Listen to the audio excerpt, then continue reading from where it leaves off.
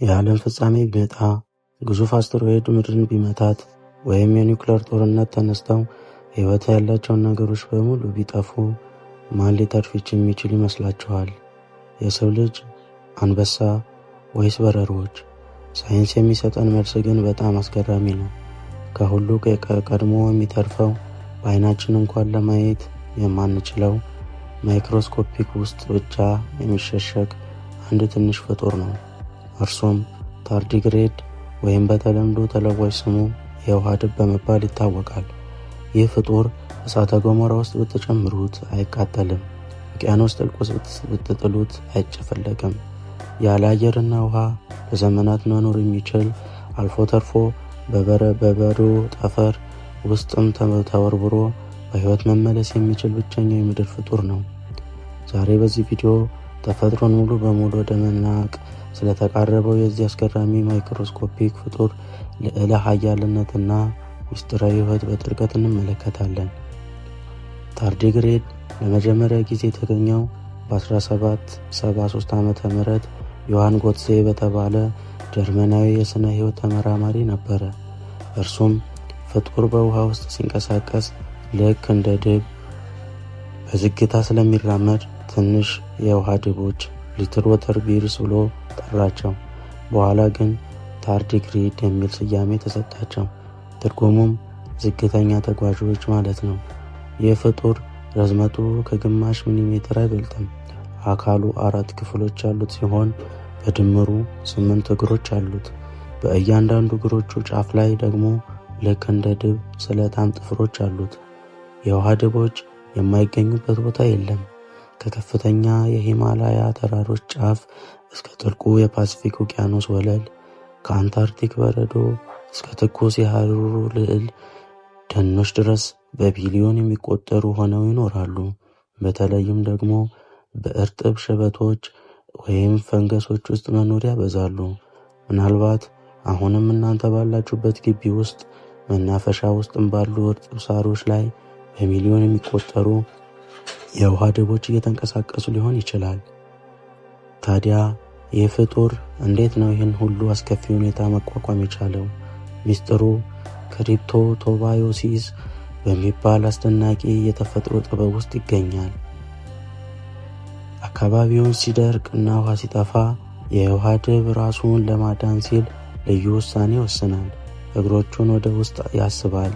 በሰውነቱ ውስጥ ያለውን ውሃ በሙሉ እስከ 97% ያስወጣል እና አካሉ ተሸብሽቦ ወደ ትንሽ ደረቅ ቅንጣት ይቀየራል። ይህ ሁኔታ ተን በማለት ይታወቃል።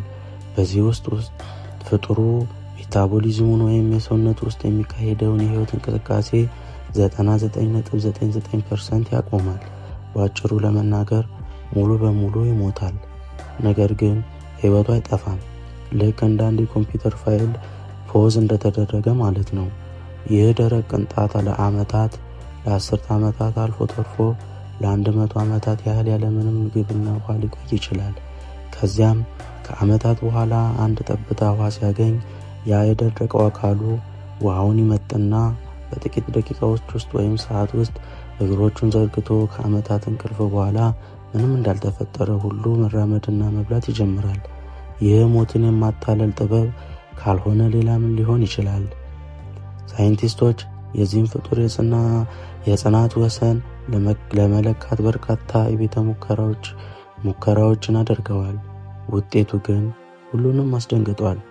የውሃ ድብ እስከ 272 ዲግሪ ሴንቲግሬድ የሚፈላ የፍላ ውሃ ውስጥ ሙቀት ተቋቁሞ መኖር ይችላል።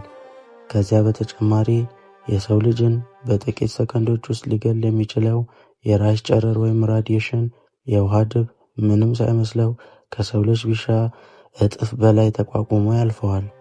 በውቅያኖስ ጥልቀት ውስጥ ካለው ከፍተኛ የውሃ ጫና በ6 እጥፍ የሚበልጥ ግፊት ቢጫንበት እንኳን አካሉ አይጨፈለቅም። ሳይንቲስቶች እጅግ በጣም የገረማቸው ግን በ2007 ዓ.ም የተደረገው ሙከራ ነው። የውሃ ድቦችን ወደ ጠፈር አውተር ስፔስ በመውሰድ ምንም አየርና ከባቢ አየር በሌለበት ከከፍተኛ ጨረር ባለበት የጠፈር ባዶነት ውስጥ ለ10 ቀናቶች ከፍት አድርገው አስቀመጧቸው። ወደ ምድር ሲመልሷቸው ግን አብዛኞቹ በሕይወት ተርፈው ነበር። አልፎ ተርፎ እዚያው ጠፈር ላይ እንቁላል ጥለው መፈልፈል ችለው ነበር። ለመሆኑ ይህ ፍጡር ይህንን ሁሉ አስፈሪ ጨረርና ቅዝቃዜ እንዴት ሊቋቋም ቻለ? መልሶ ያለው በእሱ ልዩ የጂን አወቃቀር ወይም ዲኤንኤ ውስጥ ነው።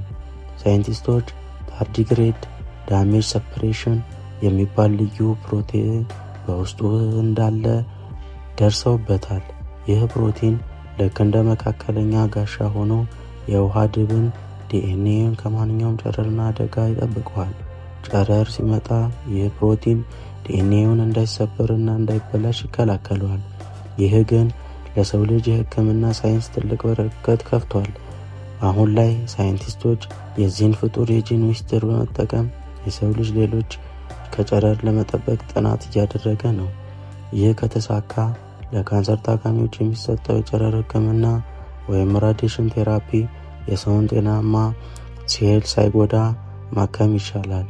እንዲሁ ወደ ማርስና ሌሎች ፕላኔቶች ለሚጓዙ የጠፈር ተመራማሪዎች ከጠፈር ጨረር ራሳቸውን ለሚጠብቁበት መድኃኒት ለመፍጠር መንገድ ይከፍታል። የውሃ ድብ ወይም ታርዲግሬድ ታላቅነት በግዙፋን ላይ እንዳልሆነ ያሳየን የተፈጥሮ ድንቅ መጽሐፍ ነው። እኛ ሰዎች በዓለማችን ላይ ትልቅና ስልጣኔን የፈጠርን ብንመስልም ተፈጥሮን በመቋቋም በኩል ግን ከዚህ ጥቃቅን ፍጡር ጥፍር ማዕዘን እንኳን አንደርስም። የምድር ታሪክ ተለዋዋጭ ነው። ብዙ ግዙፍ እንስሳት መጥተዋል፣ ጠፍተዋል። ዳይኖሰሮች ጠፍተዋል። እኛም አንድ ቀን ልናልፍ እንችላለን። ነገር ግን የውሃ ድብ ለሚቀጥሉት ቢሊዮን ዓመቶች በምድር ላይም ሆነ በጠፈር መኖሩን ይቀጥላል። እርሱ የማይበገረው የምድር እውነተኛ ንጉሥ ነው። ስለ የውሃ ድብ የነበረን ልዩ ትረካ በዚህ ተጠናቋል። ይህን አስገራሚ ፍጡር የወደዳችሁ ከሆነ ቪዲዮውን ላይክ ማድረግ እንዳትረሱ። በቀጣይ የትኛው ሚስጥራዊ ፍጡር እንድንጎበኝ ትፈልጋላችሁ? ሀሳባችሁን ኮሜንት ላይ አስፍሩልን። ሰብስክራይብ በማድረግ ቻናላችን ቤተሰብ ይሁኑ። እስከሚቀጥለው ቪዲዮ ቻው፣ ሰላም ያገናኘን።